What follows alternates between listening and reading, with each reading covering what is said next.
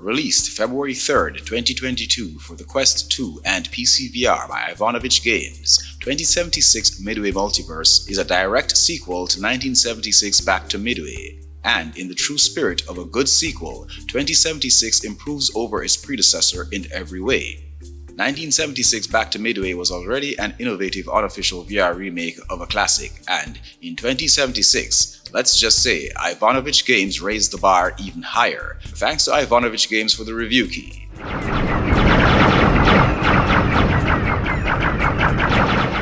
1976 had an entertaining cartoon-style story, filled with humor and references perhaps only gamers from my generation may get. It's not rollover laughing humor, but guaranteed to put a few smiles on your face throughout.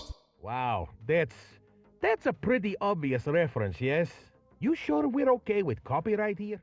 Due to the meddling of Dr. Ivanovich in the previous title, sending you back in time to thwart the Nazis' victory, there was a short circuit that sent you to the year 2076, where you have been stuck. An alternate cyborg-like version of Dr. Ivanovich meets up with you and explains that he needs you to go through the multiverse and defeat various versions of Hitler. Among them, Mariachi Hitler, who I have to say has a beautiful voice. Bat Hitler, yes, a masked vigilante, a great detective, and a true dark knight, but, still a Nazi. As the story progresses, you begin to notice some disturbing revelations, but hey, while there is a spoiler warning at the beginning of this review, I still won't spoil too much. It's a crazy but cool story that helps create context and purpose, so it's appreciated. Once you don't take it seriously, you'll be fine. An alternative version of Hitler whose ambition and madness are only matched by his obsession with cloning living creatures. Perhaps he just felt lonely and wanted a few friends to play with. The visuals are also a noticeable improvement over 1976. While 1976 looked great for what it was, it still does. But for the time that it was released, it looked even better than viewing it now. But 2076 stepped up the game. It looks even better than the first. This is a great representation of classic games like R-Type and Gradius in VR, and the various camera angles help add to this.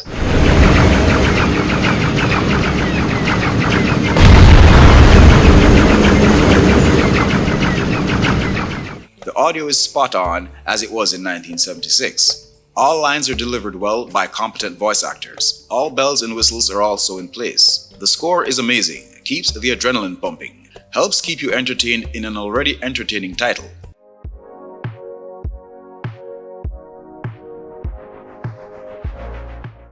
The sound effects are also well done. Perhaps the only thing I could say is, the announcer calling the power-ups in 1976 is missing, but other than that, everything in the sound department has been ramped up to near perfection. No real complaints here either.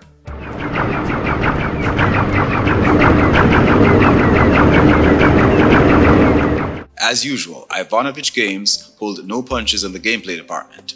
While this game can easily be enjoyed by any and everyone, it's a love letter to classic game lovers. The controls are tight and easily accessible, even in immersion mode.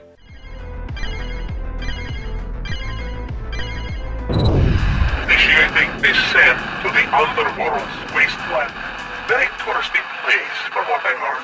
Yes, immersion mode is back, and it feels better than before. And maybe it's due to practice with 1976 and other games like the upcoming Space Salvage by Fruity Systems, but I found myself controlling the ship a whole lot better in immersion mode using motion controls, which is the recommended way to play. In regular mode, things have improved as well. I mentioned the various camera angles. This is amazing, but when in regular side-scrolling mode, it's no longer just you looking at a flat screen in VR.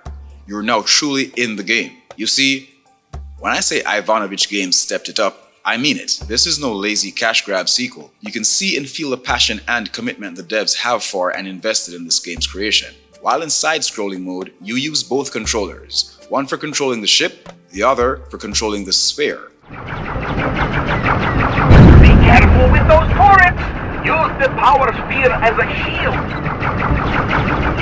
The sphere is used in very creative ways, from regular interactions while flying, which includes moving barricades and blocking enemy fire, to some really creative ways the devs came up with to utilize VR to the fullest when fighting bosses.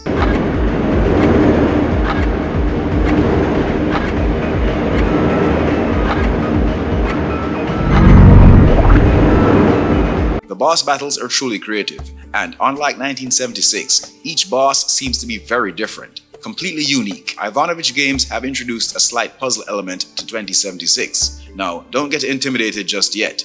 If you're anything like me, puzzles, or the very thought of puzzles, may do that to you. But I emphasize the word slight. These are puzzles which you'll need the sphere and just some common sense to solve. No brainbusters, nothing to melt the mind. They were implemented to entertain, not infuriate.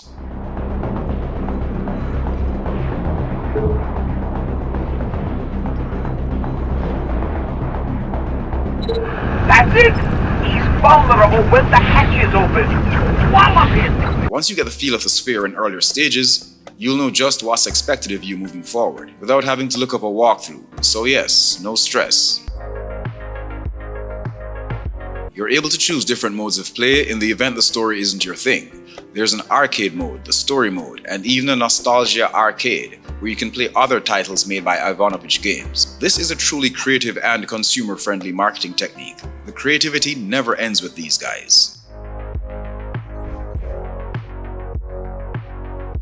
The workshop is back and still greatly appreciated. You're able to upgrade your ship till your heart's content, or maybe not. I suppose there's always room for more upgrades. But what's here feels even more useful than it did back in 1976. So, you've got your permanent upgrades which you receive through this workshop and the temporary ones you get during battle.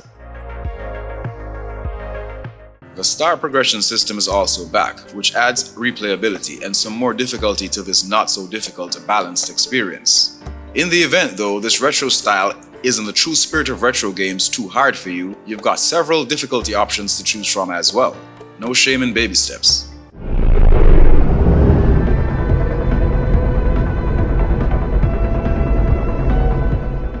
Much like the boss battles, each stage has their own look and feel, their own unique touches to set them apart. So should you have problems or complaints with this title, I assure you boredom, tedium, apathy won't be any of them. Now that I think about it, what's the use of windmills in space?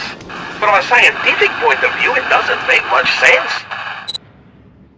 2076 Midway Multiverse is an amazing title, a truly masterful approach to converting a retro-styled game to VR, and I eagerly await Ivanovich Games' next creation. These guys are true innovators. It irks me a lot when I see posts that say things like, the best releases for this month, this year, and so on. And when you look at these lists, they're all populated with popular AAA games, done-to-death indie roguelikes and lights, but no mention of amazing titles like these. These games from devs like Ivanovich Games seem to be hidden gems, and they shouldn't be. 2076 Midway Multiverse is an amazing title and deserves way more recognition and love. Grab yourself a copy today and support incredible indie developers while entertaining yourself all in one fell swoop. Oof, that was intense. Thank you for watching. If you like my content, feel free to like, share, comment, subscribe, and hit that notification bell while you're at it. Let's say I found a way to piss you off though with this one. Then hey, the logical course of action would be to attack those hate buttons like they were one of those alternate versions of Hitler and keep it moving. Either way, I won't hold it against you. Our game is never over. There it is! Born in hell! Yeah, okay, we're already in hell, but you get my point.